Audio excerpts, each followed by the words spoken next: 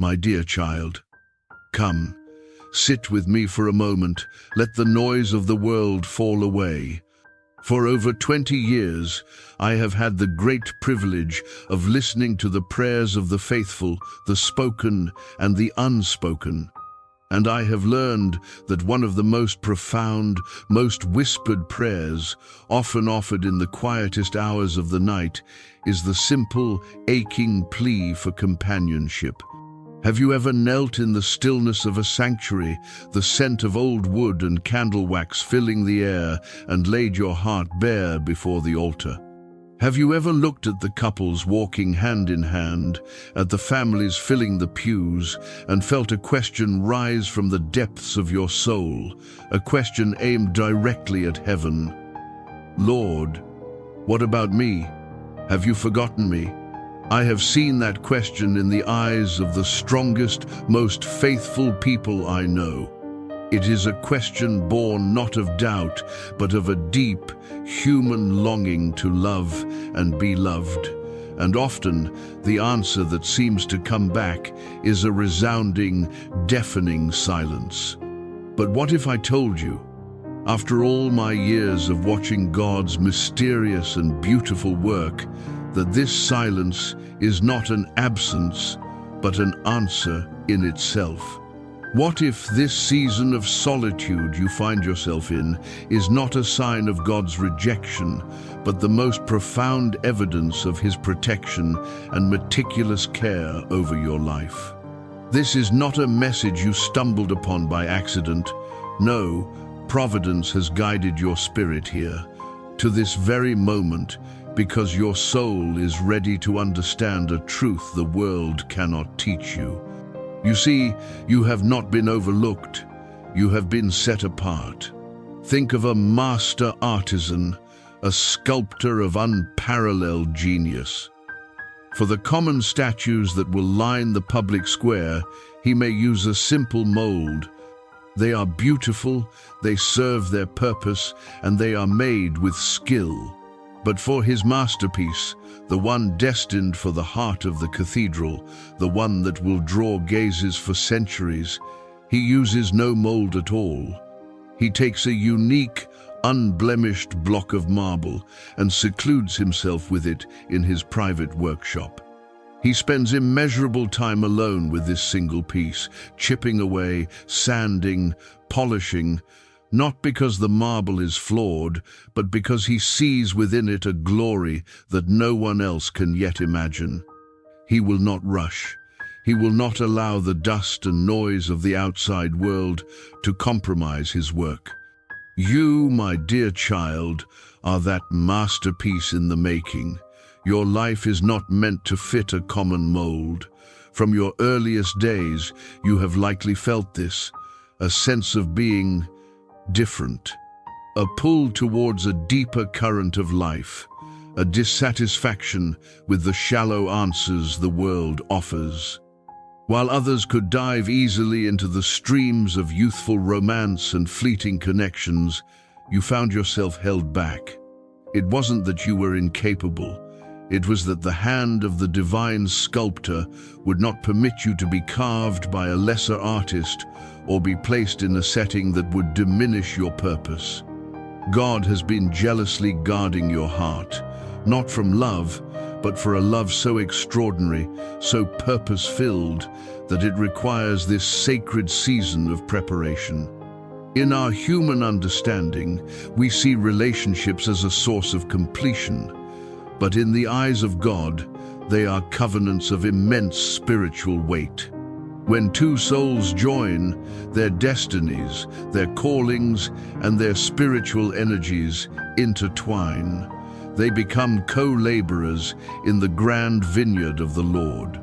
For a soul like yours, with a specific, weighty purpose assigned to it before you even took your first breath, God cannot afford for you to be yoked to someone who, however well-intentioned, is walking in a different direction. A partner who is not spiritually aligned with your God-given mission can, without meaning to, become an anchor when you are meant to be a ship sailing for new horizons. This is the hidden grace behind the doors that slammed shut. This is the mercy woven into the relationships that unraveled just when you thought you had found the one. It was never a reflection of your worth. Oh, please hear me on this. It was a testament to your immense value in the kingdom of God. It was the Lord, in his infinite wisdom and love, standing as a sentinel at the gate of your heart, refusing entry to anything or anyone that would dilute the potent calling he has placed upon your life. How many times have you felt that flicker of connection, that spark of hope, only to watch it dim and fade into nothing? That was not failure, that was divine intervention. God will allow you to feel, to connect, to learn. But if that connection cannot withstand the fire of your destiny, if that person is not equipped to walk with you into the higher places he is calling you, he will lovingly extinguish the flame to protect you from a greater fire down the road. It is in this very process that he is doing one of his most important works within you. He is forging your discernment. Discernment is more than just good judgment. It is a spiritual sense, a holy intuition honed in the quiet of this single season. It is the ability to look past the charming smile, the witty conversation, the surface-level compatibility, and to perceive the spirit of a person. It is learning to feel the resonance of God's spirit, or the lack thereof, in another. A soul with a calling like yours cannot rely on worldly metrics. Your partner will be more than a companion. They will be a fellow soldier, a co-priest of your domestic church. And to identify that person, your spiritual vision must be crystal clear. God knows that if you were to commit before this discernment was fully mature, you would risk binding your magnificent destiny to a beautiful but ultimately hollow facade. So do not resent this quiet. Do not look upon your solitude as a waiting room. It is the workshop. It is the training ground. It is the holy sanctuary where God is clearing away all the noise, all the distractions, all the lesser loves, so that you can hear his voice with perfect clarity. It is here, in the stillness, that he is teaching you the profound, unshakable truth of your own completeness in him. The world teaches that your value increases when you are chosen by a partner. God is using this time to teach you that your value was sealed at your creation, infinite and non-negotiable. When you finally grasp this, you will cease to seek relationships out of a fear of being alone, and you will one day attract a partner from a place of wholeness and abundance. Look back, just for a moment, on the path you have walked. Every person who walked away, every door that closed, every tearful prayer that seemed to go unanswered, did it not, in the end, push you deeper into the arms of your Creator? Did it not strip away a layer of dependency on the world and teach you to lean more fully on Him? That, my child, is not a history of failure. That is the story of your alignment. God has been lovingly, patiently building a version of you that is so rooted in Him, so secure in your identity as His beloved, that no human presence or absence can ever shake your foundation. This is the sacred echo of solitude. In the profound quiet, you are finally learning to hear the one voice that matters most, and that voice is preparing you for everything that is to come. In our last reflection, we spoke of your soul as a masterpiece in the hands of the divine artisan, being shaped in the sacred quiet of his workshop. Now, I want you to deepen that understanding.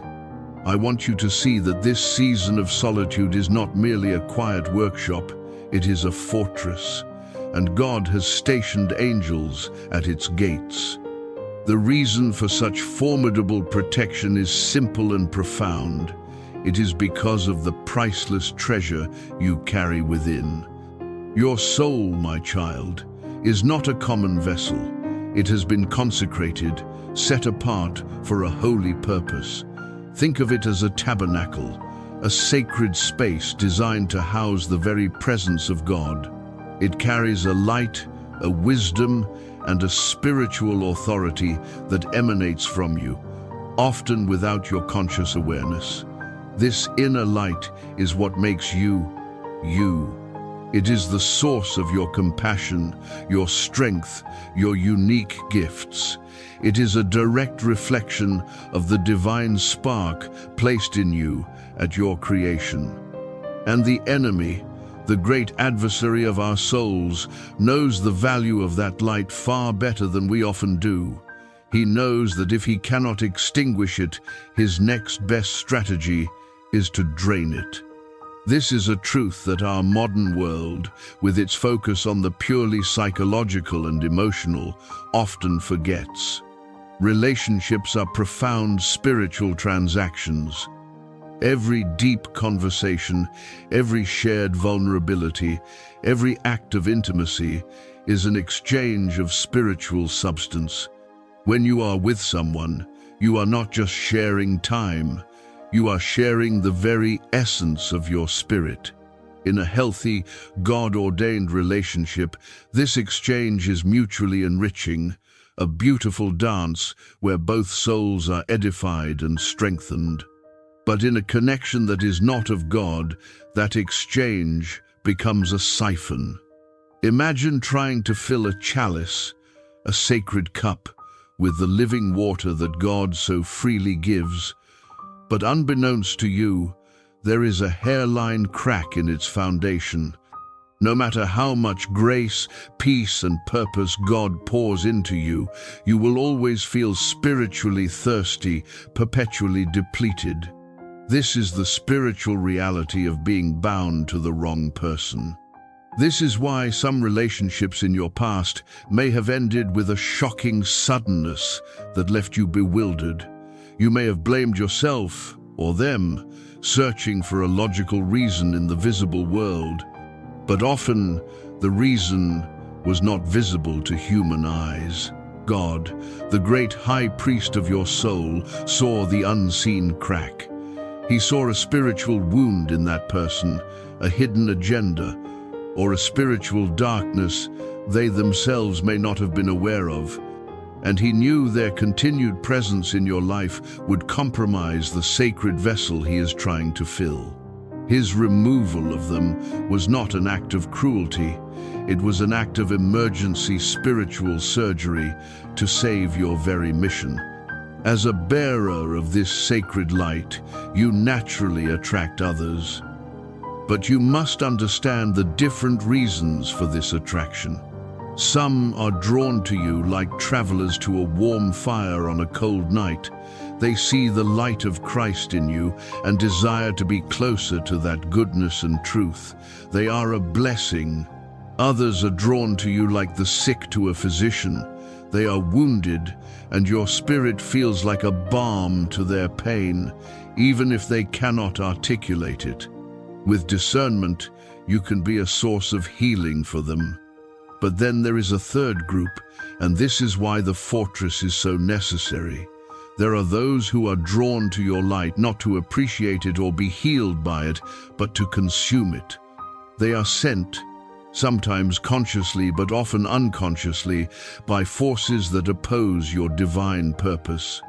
Their mission is to distract you with drama, drain you with neediness, or discourage you with subtle negativity, all under the guise of love or friendship.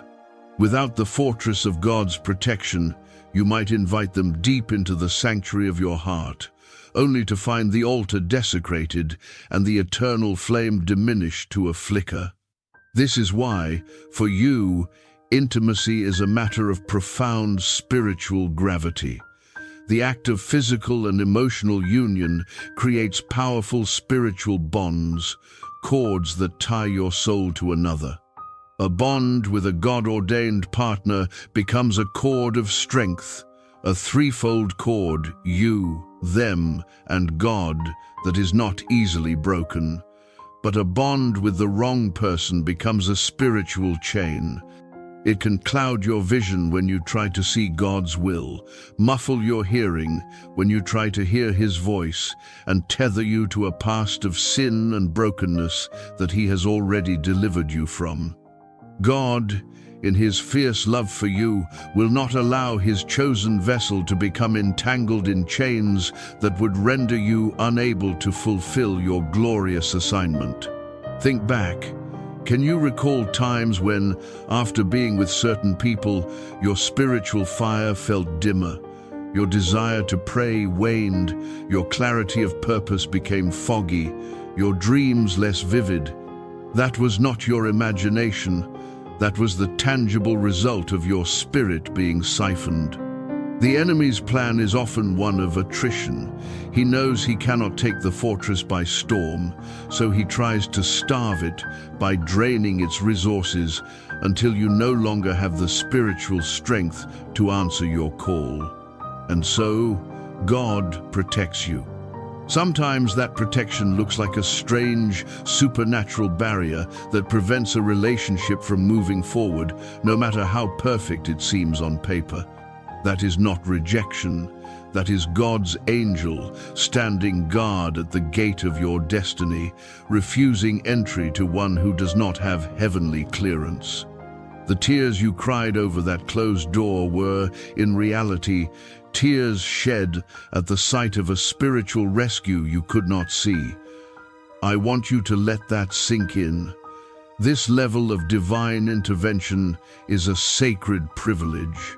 While many are left to navigate the consequences of their own choices, for better or worse, God has reserved the right to step into your path because your calling is intrinsically linked to His grander plan for the world. It may feel like you have fewer choices, but the truth is, you are being reserved for the highest choice. Sometimes, God's protection even comes in the form of making you invisible to certain people. You may wonder why others receive more attention or seem to be noticed more easily. The truth is, you are not being overlooked. You are being hidden from those who would mishandle the precious gift of your heart. Hidden from those who would entangle you in endless cycles of drama and dysfunction. Hidden from those who would feast on the light of your soul without ever pouring back into you. He is keeping you in a holy obscurity, like a treasure buried in a field, until the one prepared to honor your true worth arrives. So, I implore you, my child, begin to change your perspective. Instead of resenting this season of singleness, see it as the fortress it is and give thanks for its walls. Thank God for the relationships that ended abruptly, for the prayers for a partner that He answered with a loving "not yet." Every no you received from the world was a resounding yes from heaven, a yes to protecting your anointing, a yes to preserving your destiny, a yes to keeping your heart whole and uncorrupted for the magnificent love story He has written specifically for you. You may not have seen the danger, but all of heaven did. Your solitude has not been a punishment. It has been your shield. It has been God's way of ensuring that when He finally presents you to your kingdom partner, you will be a vessel overflowing with His light, radiant and strong, ready to fulfill the great work you are called to do together. My dear child, now that we have come to understand the high walls of your solitude as a fortress built by God's own love, let us dare to peer inside. For a fortress is not meant to be an empty space. It is meant to protect a vital work being done within. This season is not just about keeping the wrong things out. It is about God meticulously forming the right things within you. Welcome to the Potter's house. Welcome to the holy fire of refinement. The prophet Jeremiah was given a profound vision. He was told to go down to the potter's house and watch. There, he saw the potter working a piece of clay on the wheel. When the vessel he was making was marred in his hands, he did not discard the clay. Instead, he patiently reworked it into another vessel, shaping it as seemed best to him. My child, in this protected season, you are the clay on the master's wheel, and the pressure you feel, the spinning, the occasional sense of being broken down and reshaped, this is not destruction. This is divine alchemy. This process is perhaps the most challenging part of the journey, for refinement, by its very nature, involves heat and pressure. It often feels like stretching, like isolation, and yes, sometimes like breaking, but you must trust the hands of the potter. His breaking is never for ruin. It is for rebuilding you stronger, purer, and more beautifully aligned with the glorious purpose he designed for you. When you are in a relationship, the constant presence and needs of another can act as a distraction from the deeper work your soul requires. But in the stillness of this solitude, there is nowhere to hide. God, in his loving way, begins to hold up a mirror to your soul. He gently exposes the things that cannot survive at the next level of your calling. He reveals the hairline cracks of pride you didn't know you had, the deep-seated impatience that sabotages his timing, the hidden roots of insecurity that cause you to seek validation from the world instead of from him. He brings to the surface the old wounds from past heartbreaks that you thought had healed but had merely scarred over. Confronting these things is painful, but it is an act of profound love. A doctor must cleanse a wound before it can heal properly. God is cleansing the cistern of your heart so that when the living water of a holy love is poured into it, it will be pure and undefiled. This is your wilderness season, a sacred tradition for those called to great purpose. Think of the towering figures of our faith. Moses spent 40 years in the desert, stripped of his princely identity, learning humility as a simple shepherd before he was called to lead a nation.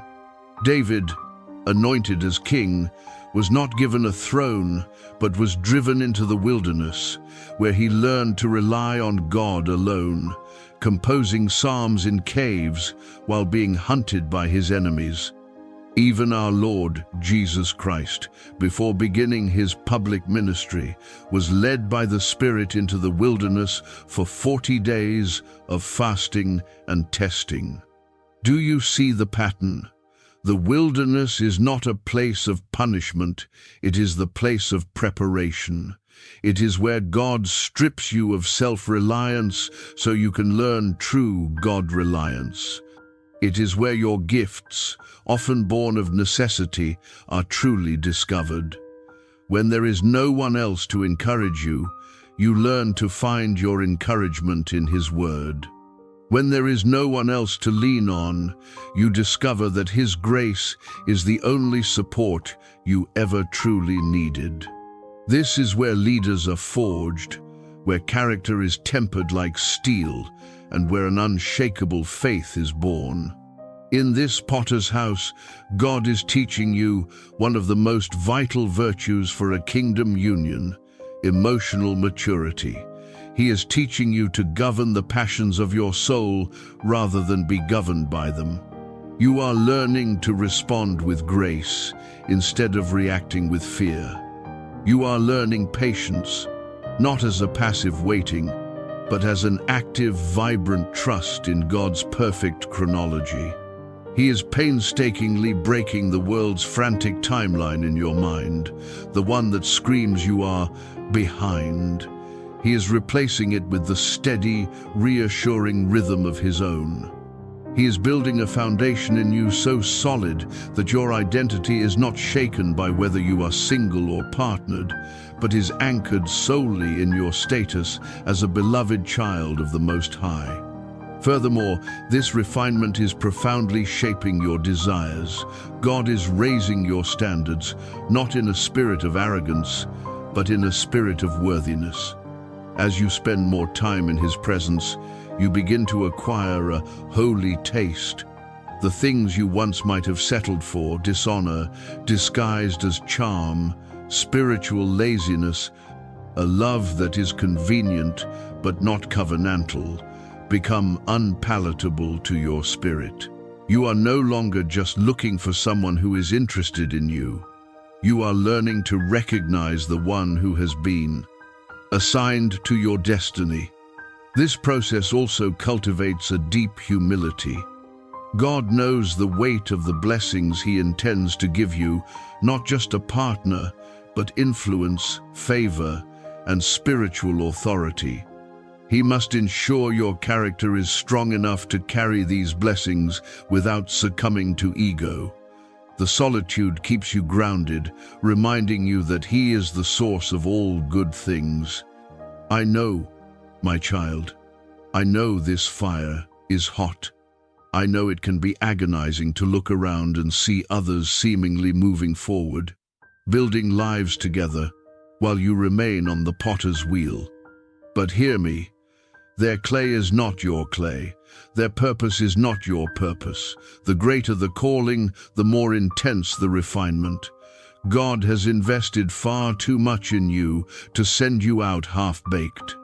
He will not risk you crumbling under the glorious weight of the assignment He has for you. One day, and that day will surely come, you will look back on this period not with regret, but with profound gratitude. You will see how the wisdom you gained, the strength you developed, and the clarity of vision you acquired were all forged in the fires of this solitude. You will realize that the person you were at the beginning of this season could never have sustained the blessings that are waiting for you at its end. So, for now, surrender to the process. Do not fight the loving pressure of the potter's hands. Lean into the lessons. Let Him smooth your rough edges and heal your hidden cracks. For what is emerging from this sacred fire is not the person you were, but the person you were always created to be. A vessel of honor, strong, pure, and ready to be filled to overflowing with the very best that He has prepared for you. This is not a pause in your story. This is the chapter where the hero is being made. My dear child, as you sit upon the potter's wheel, being shaped and refined by His loving hands, you may have wondered at the intensity of the process. Why such a meticulous, demanding, and often painful purification? The answer is one of the most profound truths I can share with you. The vessel He is crafting in you is not meant to hold a blessing for you alone.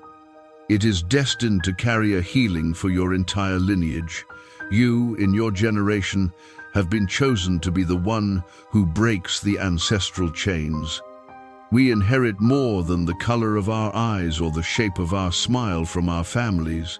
We inherit stories, patterns, and spiritual predispositions that flow through a bloodline like a river. For some, this river is one of peace, faith, and stability.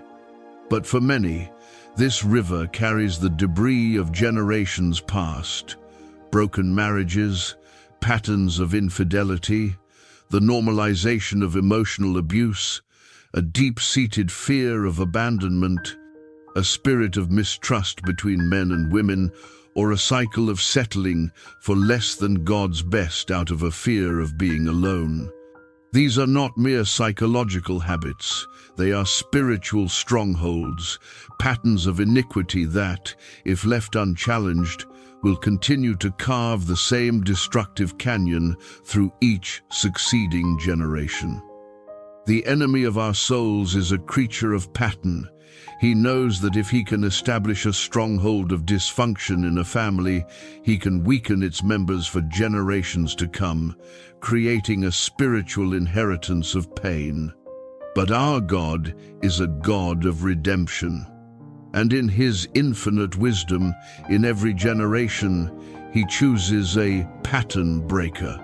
He anoints one soul with the strength, the discernment, and the calling to stand in the middle of that rushing, destructive river and say, "As for me and my house, this far and no further." You, my beloved, are that person for your lineage. This is why your path in love has been so different, so guarded. God has been using this season of singleness to give you what no one else in your family may have had: the clarity of the riverbank. When you are caught up in the current, swimming frantically in the same dysfunctional waters as everyone else, you cannot see the direction of the river or the wreckage it is causing. But God, in his mercy, has pulled you out and set you on the solid ground of solitude. From here, he allows your eyes to be opened. You are learning to identify the toxic currents. You see the compromises that others overlooked. You feel a holy dissatisfaction with behaviors that your family may have accepted as normal. This is not you being judgmental or too picky, as the world might say. This is the Spirit of God within you, rising up, refusing to repeat a history of pain. This season has been your time for a deep spiritual excavation. You are dealing with wounds that you may not have even personally caused. You are learning to forgive offenses that happened long before you were born, but whose poison you still feel. God is closing every spiritual door to the old cycle so that you can become the door to the new. This sacred work requires immense focus. It cannot be done halfway, and it cannot be done while you are distracted by a relationship that, even if well-intentioned, carries the seeds of the very cycles he is calling you to uproot. This is the divine prevention behind so many of your failed connections. You may have met someone who seemed good, kind, and loving. But God, who sees the heart and the future, saw a dormant seed in them, a seed of control, of insecurity, of spiritual passivity that would have grown into the very tree that cast a shadow over your family for decades. He knew that attaching yourself to them would have inevitably pulled you back into the current he is so desperately trying to deliver you from. He was not just protecting you, he was protecting your assignment. He was protecting your children and your children's children. Understand this critical truth. Breaking a generational chain is not primarily about you finding the right person. It is about you becoming the right person.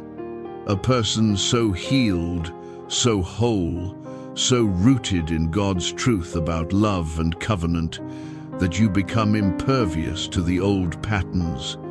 When you have become this person, you will naturally attract and be attracted to a partner of the same caliber.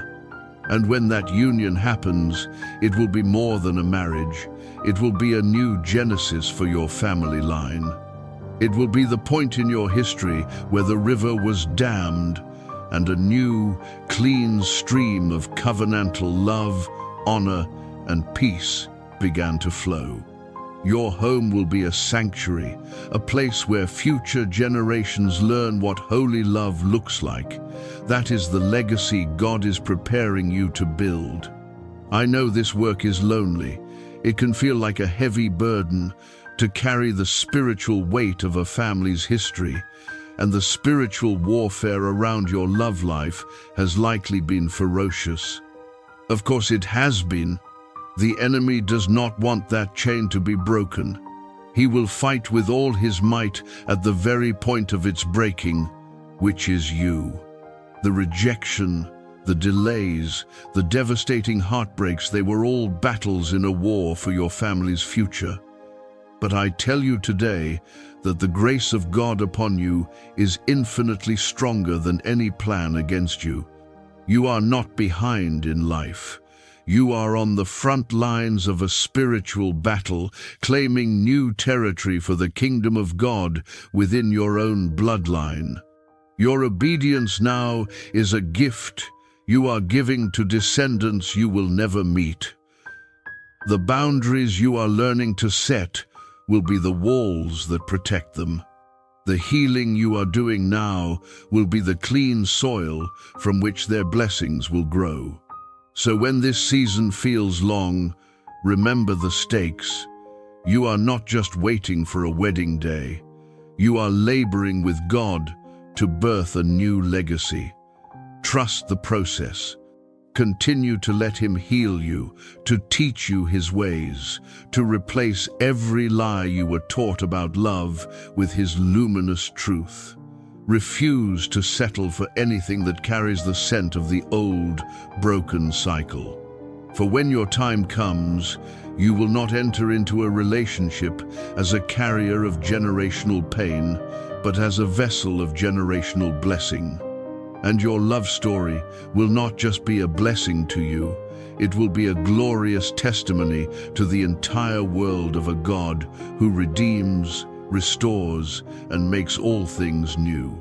My dear child, we have spoken of the profound work of healing your lineage, a task so momentous that it requires the focused environment of solitude.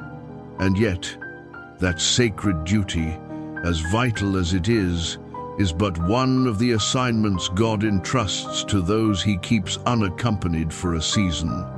The world, in its short-sightedness, may look upon your life and see loneliness. They may assume you are too demanding or that you have been sadly overlooked. But heaven looks down and sees something entirely different. A vessel set apart for missions that can only be gestated in the womb of silence. This season of your life is not a gap between relationships. It is a specific, active, and high-stakes vocation in itself. Certain divine purposes are so delicate, so foundational, that they cannot withstand the noise and division of attention that even the best human relationships naturally bring. For this chapter, God requires your undivided heart, your undistracted mind, and your uncompromised spirit. This is not a season of deprivation, it is a season of intense concentration. Think of the history of salvation, the story of God's work in the world. It is a story punctuated by periods of transformative solitude.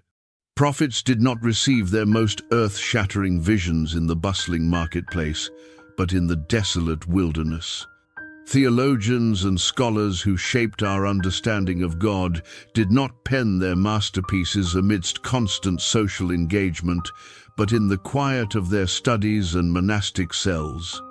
Great artists, composers, and writers have always known that there is a depth of creativity and revelation that is only accessible when one is alone with their thoughts and with the divine muse. God has placed you in that same sacred tradition. He has called you into the quiet because He has something He wants to build, to say, or to create through you that requires this period of holy incubation. You may not even be fully aware of all the assignments you are carrying. Some are clear: the ministry He has placed on your heart, the book He is calling you to write, the business venture designed to fund His kingdom, the community project that will be a beacon of hope. These tasks require immense focus, long hours, and a willingness to pour your very self into them. If you were with a partner now, especially one not yet fully aligned with your call, they could, with the best of intentions, become an anchor to your spirit when God is calling you to soar. You must understand that God's assignments operate on His timeline, not ours. These are not random ideas, but divine appointments, kairos moments, that have a specific window of opportunity. If you miss that window because your energy was drained by relational drama, or your time was consumed by obligations outside of His will, the ripple effect could be immense. It wouldn't just impact you, it would impact all the lives your assignment was meant to touch. This is why He guards this season so fiercely. He is protecting the birth of something that is bigger than your desire for companionship right now. Solitude also serves as the ultimate training ground for hearing His voice. In the quiet, you learn the unique cadence of how He speaks to you. You learn to distinguish the whisper of the Holy Spirit from the echoes of your own fears, the opinions of others, or the temptations of the enemy. This spiritual acuity is non-negotiable for a person with your calling. It will be the compass that guides you for the rest of your life, especially when you are eventually joined with a partner and must make critical decisions together. Furthermore, some of you are being prepared for assignments that demand an extraordinary level of spiritual discipline, periods of intense prayer, fasting, and study. These practices are far more challenging to maintain when one's focus is split. God is sharpening you into a fine-tuned spiritual instrument, and that requires time alone with the master tuner. Consider also the practical demands of your calling. God may require a level of flexibility and mobility from you right now that a relationship would complicate. He might need you to move to a new city on short notice, to travel for His purposes, or to dedicate your evenings and weekends to building something from the ground up. In solitude, you possess an apostolic readiness, a capacity to say yes to God's command instantly without needing to consult or compromise. But perhaps the most beautiful work being done is the deep, interior lesson in the all-sufficiency of God. Without a partner to turn to for emotional comfort, financial security, or affirmation, you are compelled to find all of those things in Him alone. You are learning, in the very marrow of your bones, that He is your provider, He is your comforter, He is your vindicator, and He is your greatest love. This spiritual independence does not make you cold or distant. On the contrary, it makes you a powerful, stable, and whole person. It is forging you into a partner who will one day love another, not out of neediness or desperation, but out of a free and overflowing abundance. You will not be a crutch, but a pillar. And here is a truth that should fill your heart with peace. This time apart is not just for you. Somewhere, the person God is preparing for you is also in their own season of solitary assignment. They, too, are being refined, healed, and prepared. They are completing the missions God gave them to do alone. If you were to meet prematurely, the gravitational pull of your separate, unfinished callings might tear you apart. God, the divine architect, is allowing both of you to build your foundational pillars separately so that when He finally brings you together, you will be ready to build the great archway of a shared destiny, strong and complete, without the burden of unfinished business. So I urge you, my child, see this season for the high and holy calling that it island honor it. Do not waste a moment of it pining for a future duet. Instead, master your solo. Pour yourself into the work He has placed in your hands.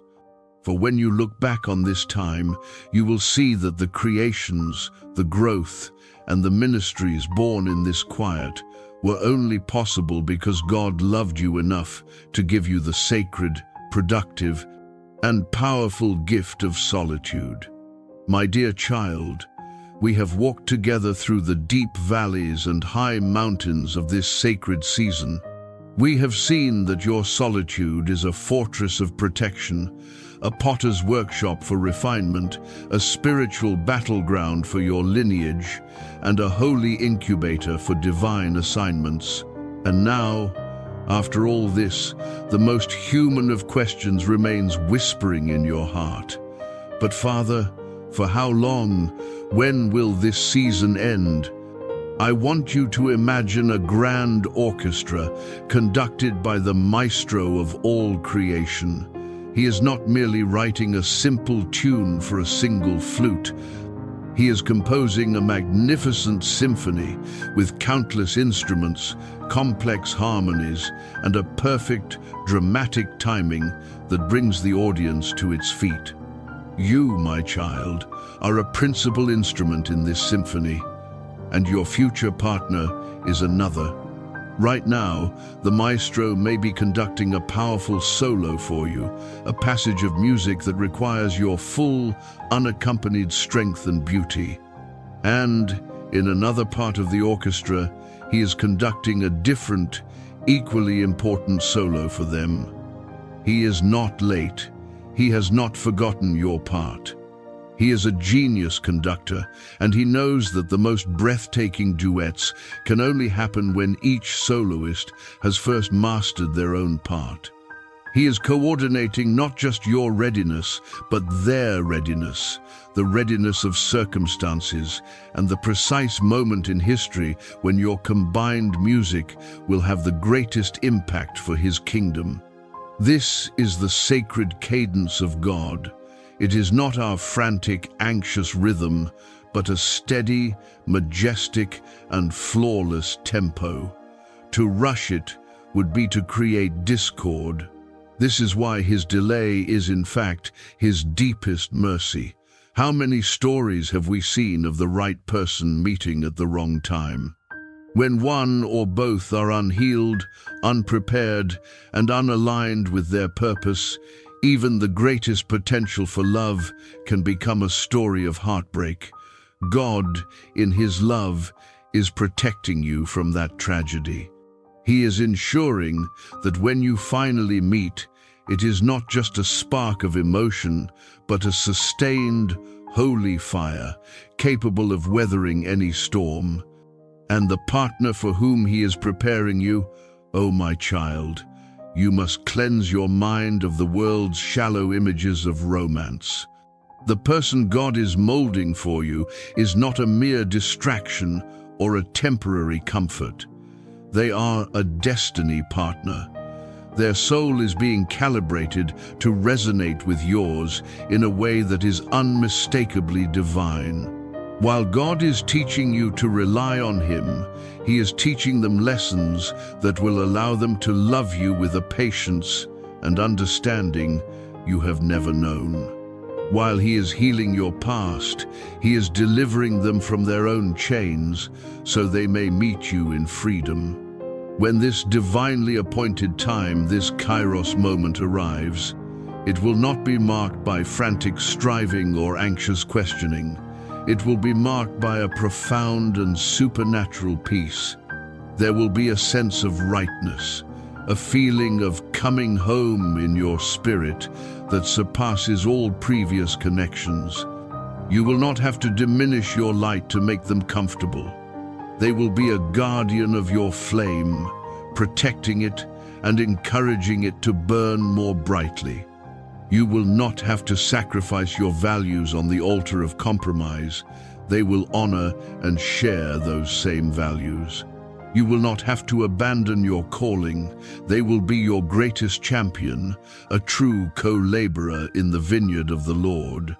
Together, your love will not be an escape from the world, but a powerful force to change it. So, until that promised dawn arrives, how are you to live? You must embrace the sacred stewardship of this present moment. Do not put your life on hold. Do not waste these precious days in passive waiting. First, deepen your union with God above all else. Let him be your primary love, your ultimate satisfaction. From the overflow of that perfect love, all healthy human loves will one day flow. Second, Walk boldly in your purpose now. Launch the ministry, write the book, build the business, serve the community. Become the person God has called you to be in your own right. Your partner is meant to join a mission already in progress, not to be the one who finally gives you permission to start. Third, be relentless in your healing. Allow God to cleanse every last corner of your heart from past hurts, bitterness, and false beliefs about love. Bring a whole and holy heart to the future altar of your marriage. Fourth, cultivate virtue and self-mastery. Be a good steward of your body, your mind, your finances, and your time. Learn discipline, practice charity, and build a strong, supportive community of faith around you.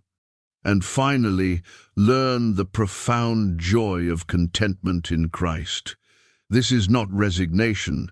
It is a joyous confidence that His presence is more than enough for you, regardless of your relationship status. When you arrive at this place of abundant peace, you will no longer seek a partner out of desperation, but will be free to choose one out of divine alignment and wholeness. And so now, my dear and chosen child, receive this final blessing. May the Lord look upon you with favor and silence the voices of doubt and comparison that trouble your heart. May He fill this season of waiting with such purpose, joy, and revelation that it becomes one of the most treasured of your life. May He give you the strength to stand firm, to refuse to settle for a love less than the one for which He died to give you.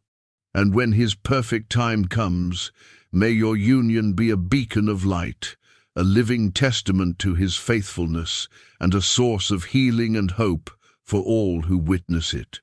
Go forward now, not with the anxiety of one who is waiting in vain, but with the bold confidence of one who is being prepared for greatness. Your story is not on pause.